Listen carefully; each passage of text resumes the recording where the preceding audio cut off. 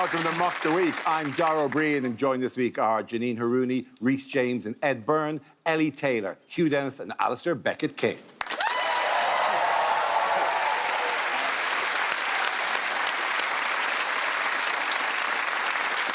We start the show tonight with a round called Picture of the Week. I show the panel a topical image and ask to tell me what is happening. So, teams, what's going on here? Starmer has the look of a man who knows his Uber rating's about to get I think Starmer looks like Trump's dentist who just realized he left the whitening strip on for too long. He's here saying, don't look now, but there's someone weeing against the door. I tell you, that is the least viewed episode of Fake Taxi, isn't it? Starmer's got the look of... He's just noticed that the taxi driver's Mexican and he's worried that his embarrassing mate is going to say something dodgy. Is it Donald Trump saying he was thrilled to finally meet Mr. Bean? It's very rare that a passenger looks like they're made from higher quality leather than the seats they're on. Is Donald saying, don't worry, Keir, we're just going for a little drive. This looks like when you're arguing with your partner at a wedding and then suddenly the photographer turns up. You're like... Having a lovely day. I mean, the difference in expression, it looks like one of them is a lot more sure about the bulletproof nature of the glass. No, these are the exact expressions you'd expect both of them to make if the taxi driver started being racist. OK, I know this isn't really the point of this round, and I know I've never done the show before, but have ties always been this long? Am I crazy? I like it. All right, gentlemen, compensating for something, OK? When you get into a car, it's etiquette to tuck your tie into your gooch. Is it the back of the Bonnie Blue Bang bus? Is it, Dara? No. It's no, not? No. Good, because I wouldn't know what that looks like. It's a bang bus. Yeah, you've got a rival bus, I'm afraid. Mine's a Dara Ring Cuddle bus. It's a different thing. No, it's not. That sounds even creepier. Yeah, that does. See what happens in my bus, and let's hope it's Mecca. So, what is the correct answer? Is it President Donald Trump and Prime Minister Keir Starmer in a car? Yeah, well, I mean, you could have made it more about the news this week, but no, that'll do fine. Thank you very much, Ed Byrne. You're very kind. Well, very good, Ed. Well done. Well, I think that's what it is. Yes, of course. This is UK Prime Minister Keir Starmer and US President Donald Trump pictured in happier times. This is also the news that following a disagreement about the US using British air bases, Starmer called Trump in an attempt to repair the so-called special relationship. I feel like all of Starmer's advisors are just like, I feel like you should stay away from Donald Trump. He is not a good guy. And Starmer's like, but he looks so cute in hats. That's weird, because that maybe you coming from a woman. As a man, I think it's more like, you know, that girl who you're friends with who says, oh, you're my best friend, hold my coat while I shag that guy. You're like, okay, she'll spot me eventually. We have a special relationship. Is that what she's doing? So I've been holding these coats for no reason? How many coats do you have now? So, yes, what is happening between the UK and the US? It's crazy, really, that this is the reason the special relationship's falling apart. Because, like, one of the main things he's annoyed about, like you say, is that we won't let him use our military base. And it's like, yeah, he's Donald Trump. I wouldn't let him use my charger. He's a nutter. Also, he's at war. You can't be at war and then ask to use our military base. It's like saying, I currently have diarrhoea. Can I borrow your trousers? I'm glad that Starmer stood up for himself because, like, he told Trump he wasn't allowed to use the air bases for the war unless there was a legal mandate. And, I mean, he spoke to him on the phone for 20 minutes. I don't know about you guys, but a guy talking to another guy for 20 minutes on the phone sounds like a mandate. Good night, everybody. Tony Blair has intervened and said that Starmer should have, acquiesced sooner. And I don't know about you, but is there a phrase that's more alarming than Tony Blair has intervened? A shiver goes through my body every time I hear it. So, I think think Tony Blair is intervening somehow. Why is Tony Blair so obsessed with it? Right, Tony Blair, he dealt with the IRA, he did Iraq, and now he's doing Iran. Why is he so obsessed with the letters IRA? What is has he got an ex called Ira who cheated on him? Guy's a freak. What did Trump say about Starmer? He called him a loser. He did. Yeah. That's it. This made me feel jingoistic, right? Because, you know, I didn't realise... I don't have national pride, but I realised I do have national shame. Because Trump has come out and said that Starmer's a loser, and I've immediately thought, well, no, you can't say that. We can say that, because he's our loser. But you could, like, as soon as he said it, I was like, he's not a loser. He's got a very difficult job, OK? He comes from humble beginnings. His father was a tool maker, you know? He's trying his very best, yes. OK? If a British person said, what do you think of Starmer? I'd go, that loser. His dad's a dickhead. But I'm glad that he stood up to Trump and said that he's not allowed to use the bases because I don't know if anyone else feels this way, but I am sick of obnoxious Americans coming over here, imposing themselves on British institutions for their own personal and financial gain. Thank you very much. You did say you could only use that chair for defensive purposes. Starmer's just sort of run out of things to offer Trump, hasn't he? He doesn't want to give the bases. Oh, the King's coming to see you. Come for another state visit. He's like, oh, now, would you like to say that Shakespeare's American, please? Would you like custody of Lorraine Kelly? Have her. What, therefore, is happening to energy prices at the moment? Are they sort of going down a bit? Are they slipping? It's a good 50-50 shot. I mean, there are times when they are, because it's quite a volatile situation at the moment. And at the time of the recording, it's up and then it's down and it's up and then it's down. Who knows? Because oil is very slidey as well.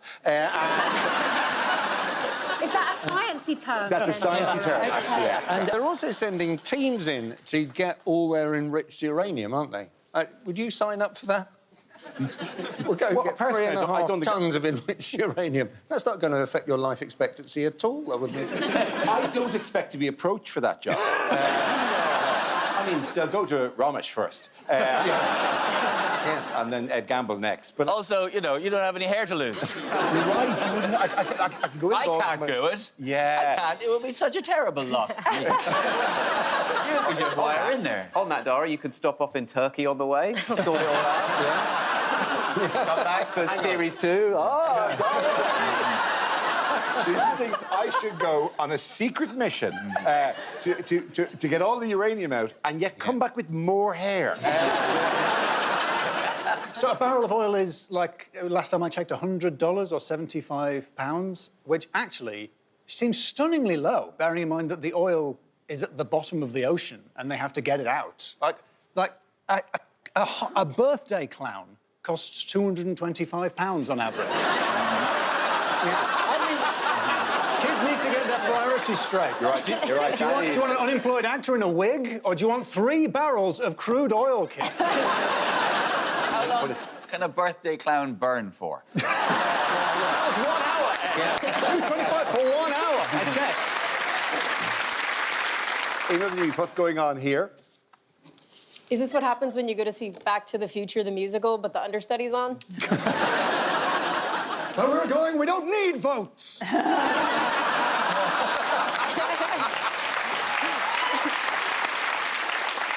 She looks like she's really regretting putting her coffee in the driver door. It's giving real mum sort of picking you up from a party energy. Like, I won't embarrass you. I'll just open the door sideways.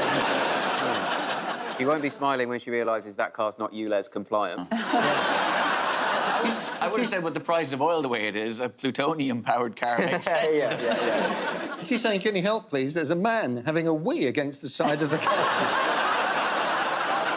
All I can see is a photo of someone doing a great job in difficult circumstances, talking to Kemi Badenoch. Why is it left-hand drive? Is it just to wind her up, to put her on the left? I think it is in the film. It's left-hand drive. It's a DeLorean, so it might be. Yeah, wasn't it they were just built for Northern Irish market? Like Is the DeLorean a real car? It's a real car. I didn't think it was actually... I thought it was just the name of the thing in the No, it's a guy called John DeLorean put a car factory in Northern Ireland and set up this thing, and he did a car with gull-wing doors, and not a very successful one. Notoriously dodgy car. Yeah, and then even Back to the Future couldn't save the actual factory that made the car Back to the Future. Well, do you know, I wasn't sure that this show needed to come back, and now I've learnt that fact. It's all worth it. It is, of course, Kemi Badenoch. The news that the leader of the Conservative Party, Kemi Badenoch, is reported to be pondering a shadow cabinet reshuffle in order to promote younger MPs and get rid of so-called dead wood. Why would you reshuffle the shadow cabinet? It's a pretend job. There's no point doing a reshuffle. It's no different to a football manager watching his team lose and making two of the subs swap seats. They got 1.9% of the vote in the last by-election. Yes. I'm not sure a reshuffle's going to do it. Haven't they already done a reshuffle to reform? It's not really surprising that you can't trust people in a thing called the shadow cabinet. It's like the most sinister piece of furniture you could imagine. At least I've got my friends in the haunted wardrobe. Lord Mandelson was once in the shadow cabinet.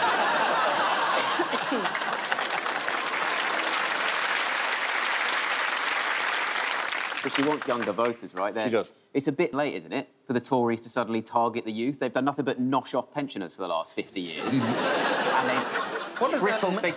Excuse me, excuse me, Hugh. You can look up her address afterwards. I want to know what's so bad about noshing off pensioners. It's a good, honest job. How are they going to get... Is she just going to be in PMQs trying to speak like a young person now? Just being like, oh, small boats are such an ick. Look, she said a really weird thing. She compared the Labour Party to orcs and goons. Which is weird, because orcs are goons. Like, they're the lowest rank in Saruman's army. She should have said Uruk-hai and goons. Wow.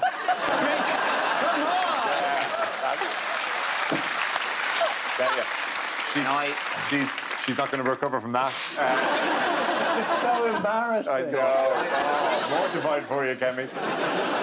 She's not got a chance, has she? Because the problem is, like, all the age groups are now gone for political parties. You know, all the old people have now gone to Reform, you know, in terms of where they're voting. Middle-aged people do Labour, young people do Green. What the Tories need to do, and what she needs to do, is start thinking about elections sort of 20 years in the future, right? And they need to just target toddlers. She needs to just get her name out there with toddlers. Every PMQ, she should just look down the barrel of the camera and go, bad, not do. That's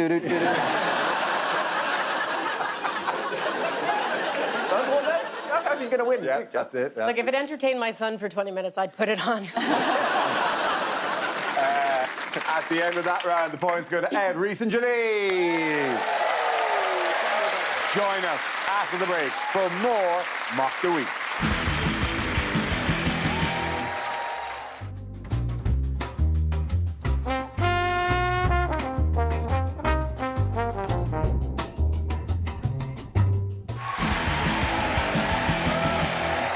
Now we play a round called You Think That's Bad. In a world where everything seems to be going wrong, this is a chance for our performers to compete, to outdo each other with tales of woe from their lives, and I decide whose is the worst. Anyone care to start us off? I will.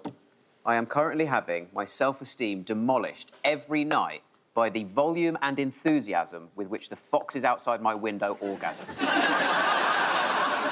It is, I cannot compete with this volume. I have to lie next to my girlfriend every night as she goes, oh, another hot night in the Vulpine community, is it? I looked up what you can do to deter foxes, right? Apparently, to get rid of foxes from your garden, you're supposed to use male human urine. That's what it says. I read that. My first thought was, oh, I'll have to get a man round. That's how in my head they are. You think that's bad? I went into a cool cafe and they were playing cool music and I didn't recognise it. It was like, oh, oh, ha. It was like percussive and arrhythmical, and I was grooving along to the bar. What is this? Oh, oh, what? And I got to the bar, and it was tennis. I thought, this is my new jam. I'm going to be listening to this. What is this? I think that's bad. A few months ago, me and my wife found what is clearly a lady's watch in our house, and neither of us has any idea who owns it. And we have phoned people, we've asked everybody, the babysitter's daughter, cannot figure out who owns this watch. And my wife is not even vaguely suspicious.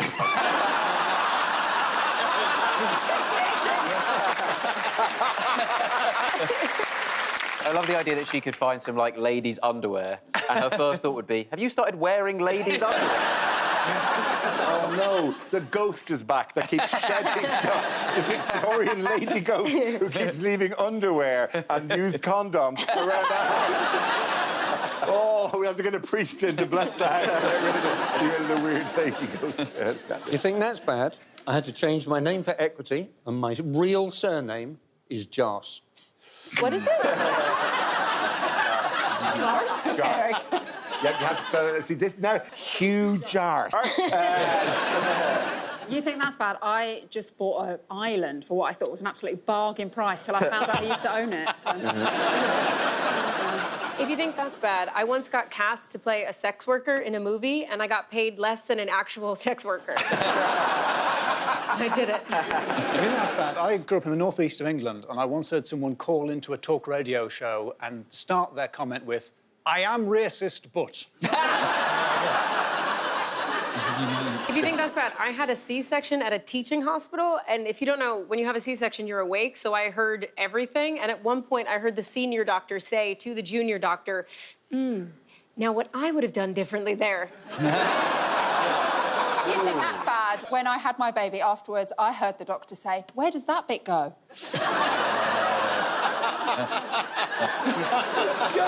They're just fucking with you. Actually, and when I had another baby, I heard them say, I had a cesarean afterwards, they were sewing me up and they went, "Time to clean the gutters now." The gutters? At least they're clean, I guess, huh? Yeah. I think that's bad.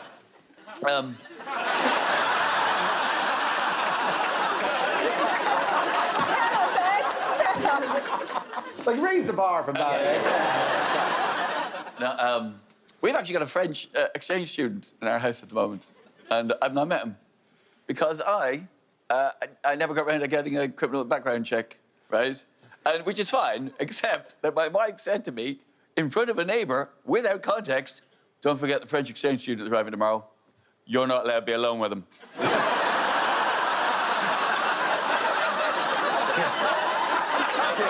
Sorry, so your wife doesn't suspect you of having an affair with an adult woman? No. She is worried about a French teenager. At the end of that round, the points go to Ellie, Hugh, and Alasdair. The next round is called Passing Through the Strait of Hormuz. This game involves Alasdair and Janine, so if you could make your way to the performance area, please. This round is a stand-up challenge. I launch the wheel of news, and wherever it chooses to stop, one of our performers must step forward and talk about that subject. The winner is whoever I think is the funniest. OK, here we go. Let's have our first topic, please. The subject is names. Who wants to come in on that? Janine. So my husband and I, we had our first baby recently, and it took us a while to name him because we didn't want him to get bullied. Because growing up, my name is innocuous enough, but people made up all sorts of mean nicknames. Kids called me Harouni Macaroni, Harouni Baloney, bitch. When I was in high school, I knew a guy whose name was Michael Litteris. That means his name was Mike Litteris, and you couldn't even joke with him about it. Mike Litteris is very sensitive. No, you do not want to rub Mike Litteris the wrong way, and it's not even like he could ask people to call him Michael, because then it just sounds sassy. They'd be like, Michael Litteris, so... A lot of people asked us if we would give my son an Irish name because my husband is Irish, and I love Irish names. My first flatmate was an Irish girl. Her name was Caoimhe, and if you don't know the name Caoimhe, that's spelled C-A-O-I-M-H-E. When she told me that, I was like, that's not a name. That's a Wi-Fi password. Very secure. I don't understand these women who let their husbands name the baby after themselves, because women do 100% of the work in pregnancy. Like, honestly, being pregnant with my husband's baby, it felt like we'd been paired up to do a school science project where I had to do all of the work for 9 months, but he got the exact same grade because he brought the pen. And then after 9 months of pregnancy, you still have to push a baby out your fun hole, and I was terrified of doing it. I called my mom and I asked her, what's it like? And she said, I mean, it was fine. I gave birth to 3 babies, no pain medication. It was fine. I mean, I tore and I couldn't feel my clitoris for 2 years, but it was fine. I said, what? Maybe that's what happened to Mrs. Litteris. Maybe she wasn't naming her son. Maybe she was calling out for medical attention like, my clitoris! The doctor was like, Mike's a lovely name, excellent choice. Thank you. Thank you very much, Janine. OK, that leaves us with Alasdair. Let's see what your topic is. Let's spin the wheel.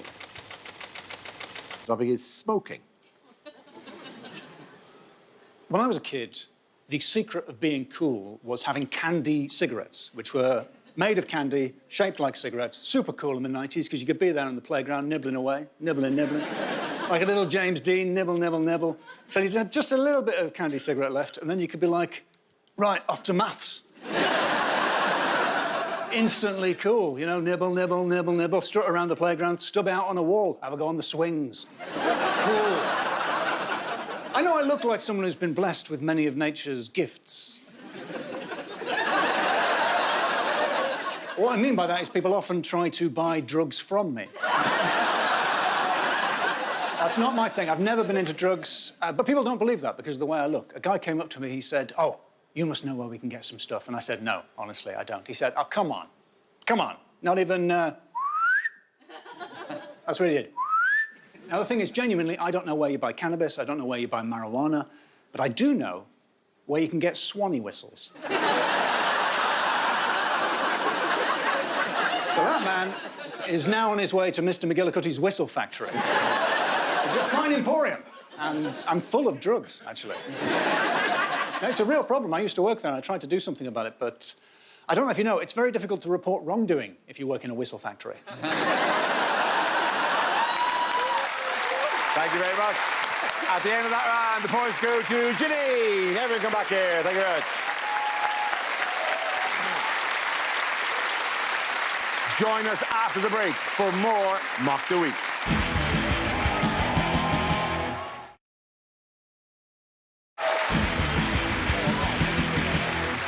The next round is called If This Is the Answer, What Is the Question? On the board are 6 categories. Janine, which category would you like? Science, please. OK, your topic is science.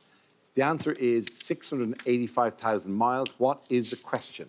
Is it how far do I have to travel to escape my mother's criticism? Is it if you printed out all the emails in the Epstein files and laid them out flat, how far must you remain from schools at all times? How much railway have the French built since we started HS2? Is it, girls, if we're honest, how big is too big? What is the range of the all-new, all-electric Land Rover Exaggerator? What is the annual income and first name of a guy who thinks he's pretty bloody working class, actually?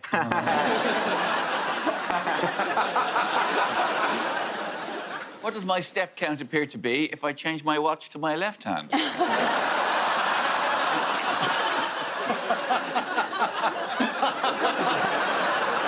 On a similar note, what is inside Miles Jupp's testicles?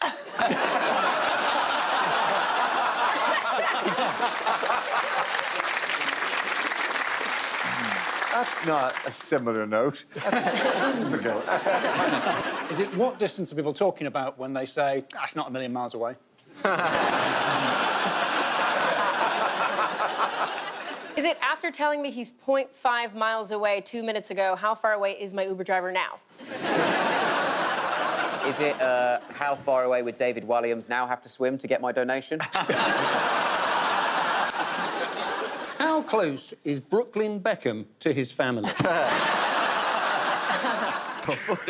What is the area? Surface area. I'm going to go with that. Yeah, go on. Of your fucking noggin.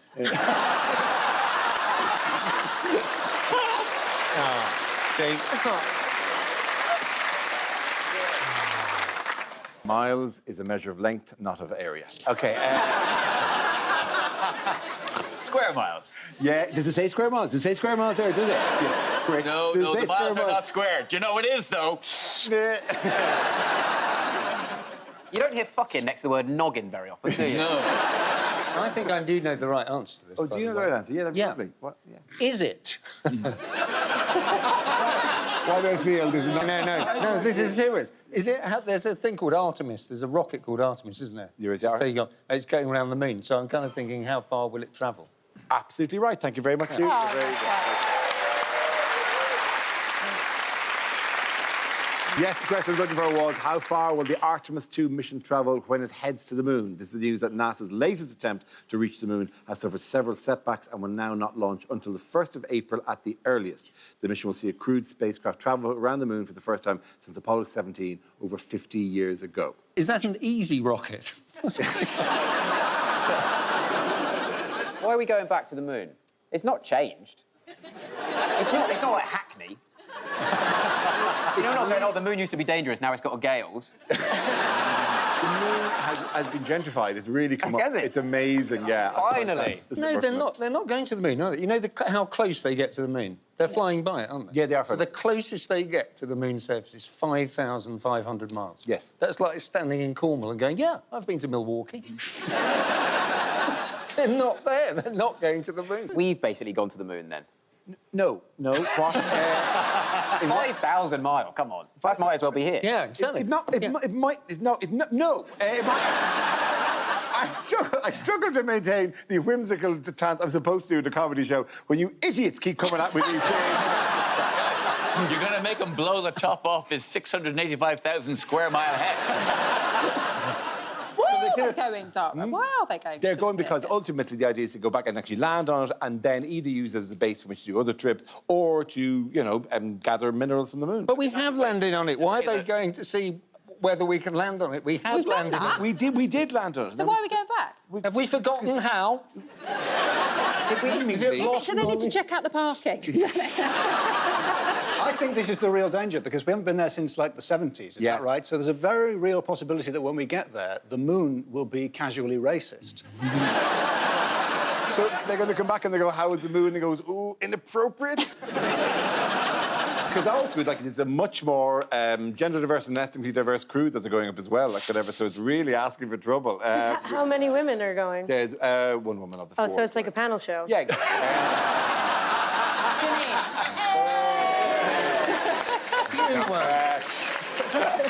But they've delayed the launch, right? Because they can't. Because they're waiting for the price of fuel to come down. They do a thing called a wet dress rehearsal. Yeah. Which, We've all done that. They have, and they failed with these things, so far. So they keep putting it off. Would you like to have been an astronaut? I'd love to have been an astronaut. Yeah. Aren't you too tall? How tall are you? I'm way too tall. All astronauts are really, really tiny. Yeah. I think you Other could be than that, you 6'3". would have been. I mean, you would that have was sailed it. through the medical. Yeah.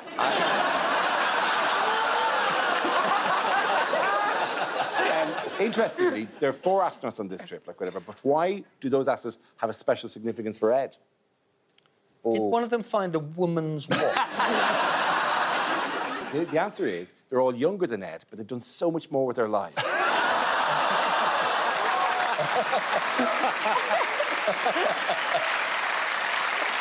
So, sorry, I know that I'm feeling. younger than you, so that also means. You can totally get it me, but I don't know who said it. Dara, would you go if you like? Yeah, of course I'd go. Would you do? Really? Yeah, of course I You go. How soon? How soon? How soon? I misread the tone. Would you? Would you? As in, If we all would you come go? in, guys. Rather than, would you go? Would you go? Why do you want to go? It sounds crap. Why does this sound perhaps as amazing? It's because you're locked in a tube with your colleagues for ages. If one of you farts, you can't even open the window or you die. It's basically a 2-month holiday on the Central Line. If you fart on a spacewalk, that fart is going to be waiting for you at the end, isn't it? Hang on. When you take your helmet thing off, off. whatever, it's not because the fart can't go anywhere, can it? But surely it's just in your whole... The whole thing. It's still go... Oh, when you take your helmet off, does it go?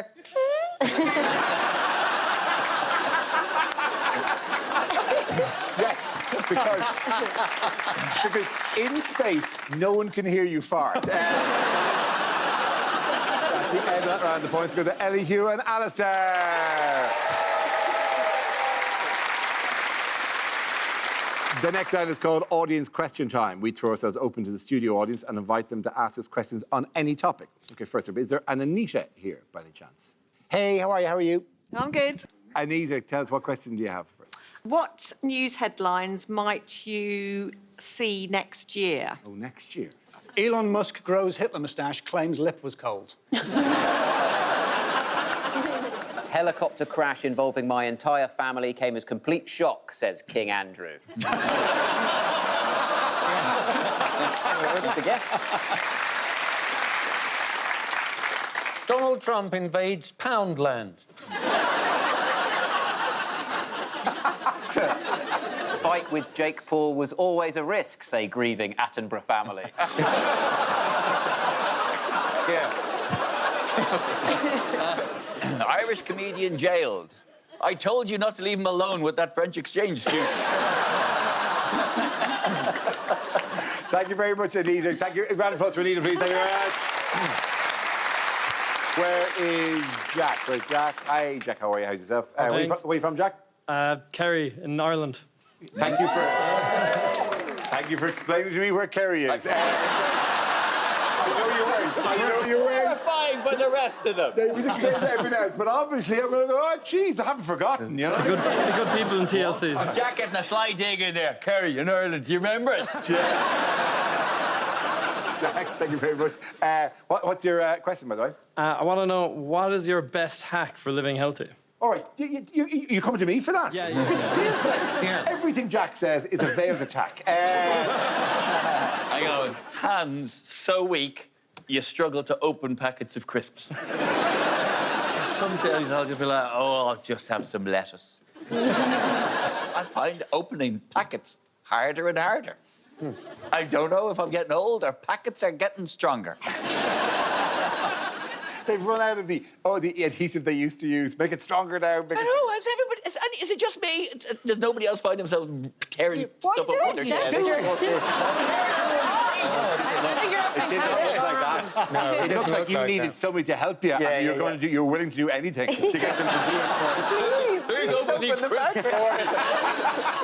Because my hand is weak, my tongue is strong. Is this what you wanted, Jack? Oh, please, strong French teenager, please. On Sunday we were going to watch this, we won't now. You really awkward. Your first time in the room with Jean-Claude. We're going to watch this, Jean-Claude. This is what I do professionally. Sorry, does anyone have any other answers? I think it's important if you're on a diet that you give yourself a cheat day. So on Thursday, you can have loads of broccoli, and on Friday, you sleep with your husband's brother. Just a pep in his step. You know? And for me, it's just been one very, very simple rule, which is don't eat cigarettes. Jack, thank you for doing that.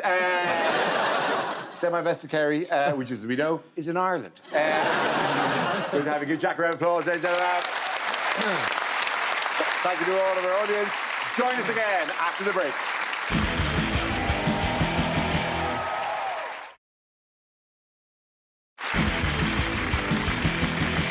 The next round is called Between the Lines. If you just Hugh and Rhys, would you make your way to the press pit, please? Rhys will deliver a speech in the guise of a leading figure on the world stage, while Hugh will translate what they really mean. This week, Rhys is Nigel Farage.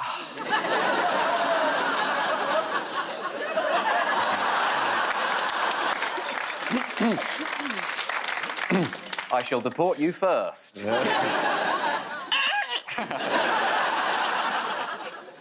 Good evening. Great to finally get the chance to speak to you. Who am I kidding? I'm on TV more than Ramesh. People say I'm out of touch with my working-class base. Poppycock, you peasants. Some people seem to think I'm just a blustering, overprivileged, ignorant twat.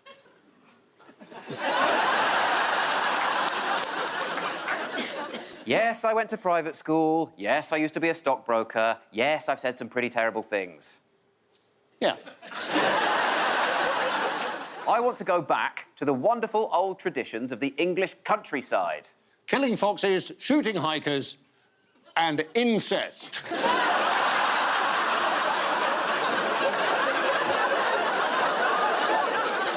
I'm playing a role. I'm the politician people most want to have a pint with. Mainly so they can pour it over my head. I am tackling the issues that really matter to ordinary people. Oat milk is not real milk. People say Brexit was the worst thing to ever happen to this country. Wait until I become Prime Minister. Nadeem Zahawi, Robert Jenrick and Suella Braverman were the first of an exciting new wave of reform members. Please welcome Greg Wallace, Prince Andrew, and Hugh Edwards. After the local elections, we won't accept any more Tory defections. Not even I want Priti Patel. Well done, Rhys and Hugh. Thank you very much.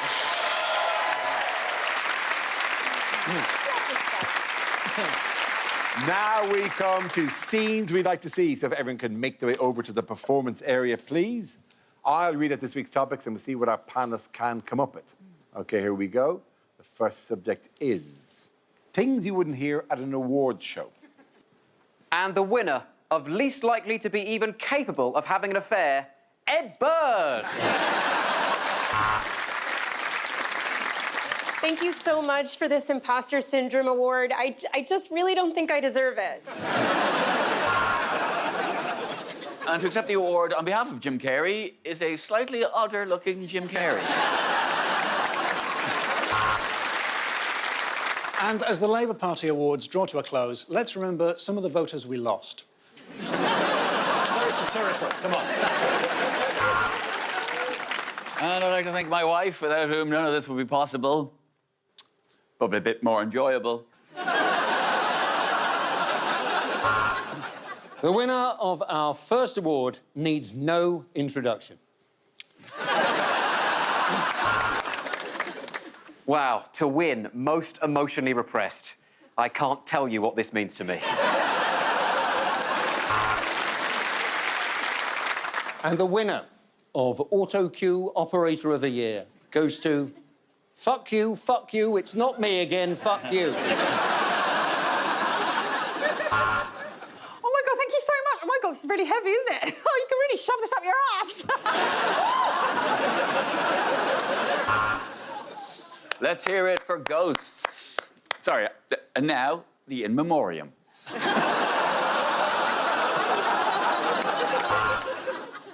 And now it's time to remember those who haven't died this year, but we wish they had.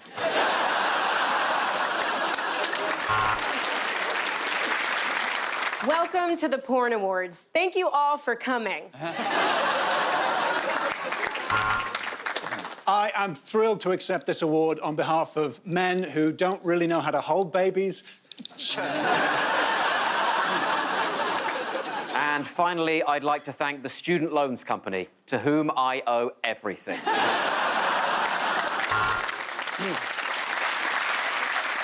So many people to thank. Roman Polanski, Harvey Weinstein, Bill Cosby, Jeffrey Epstein. Love you, big guy, miss you. And now, at the Where's Wally Awards, we'd like to take a moment to look back at some of the people we've found this year. And the winner for worst paper cut goes, Jesus fucking Christ! It's almost time for the British Railway Awards. We're just being held at a red signal. Should be on the move shortly. And the nominees for the FIFA Peace Prize are...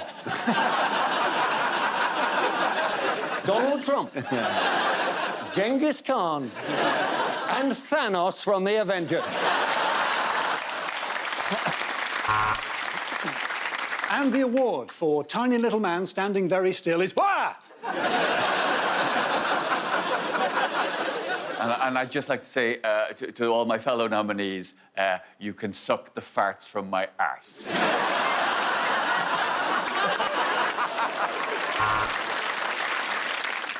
Sadly, Bonnie Blue couldn't be here this evening, so she sent us this video. Oh, dear God, dear God.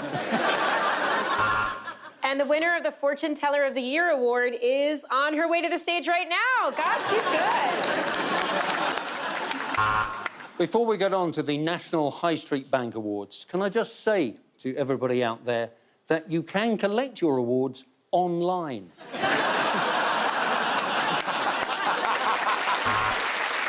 The next topic is lines that kill a romantic mood.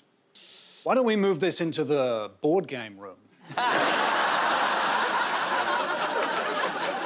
My penis is like Mock the Week. No one looked at it for 4 years, so it had to be made twice as long. I've got a little electrical gadget you may want to use later. It's a defibrillator.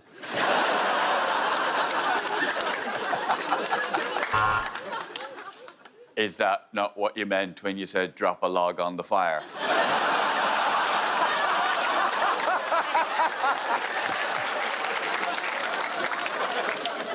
I wondered if you fancied a Hugh.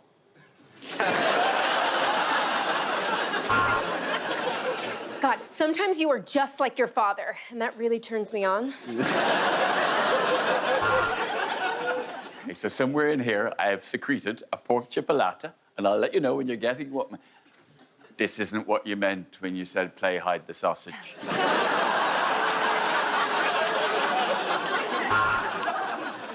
The labia is connected to the clitoris. Sorry, it's just a song I do to help get my bearings. The clitoris, A lot of women are intimidated by magicians. Oh, yeah, baby, oh, yeah. Sorry, 1 second. Idea for TV show. Britain's Weirdest Fannies.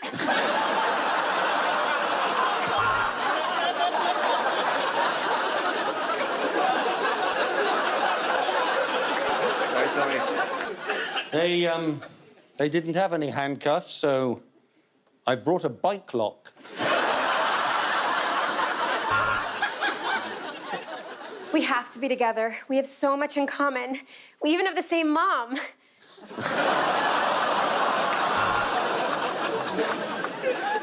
Oh, Dobby's a naughty little house elf. Oh, Dobby needs to be punished. Dobby, sorry, doggy style. Never heard of it.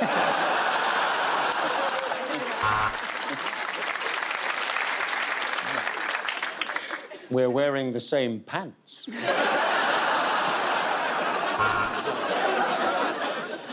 You look different from the picture in your obituary.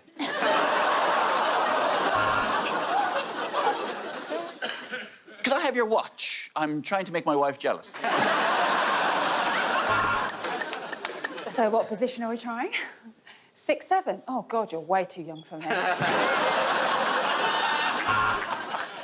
I can give you 8 inches, so long as you're happy to accept it in 4 easy-to-manage instalments. I thought you might like some music. This is the theme to Bagpuss. You know, you're a really good kisser, and I could tell. I've kissed over 80,000 men. I'm afraid I've run out of chocolate body paint, but I've got some Mattison's fish paste.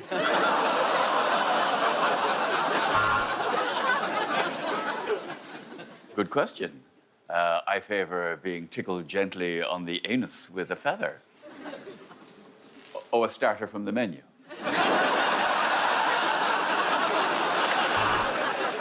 Oh, bonjour. I can't get my packet of crisps open. At the end of that round, the points go to Ed, Rhys and Janine. That's the end of the show. This week's winners are Alasdair, Beckett-King, Hugh and Ellie Taylor. Commiserations to Janine Harouni, Rhys James and Ed Byrne. Thank you for watching. I'm Dara Breen. Good night.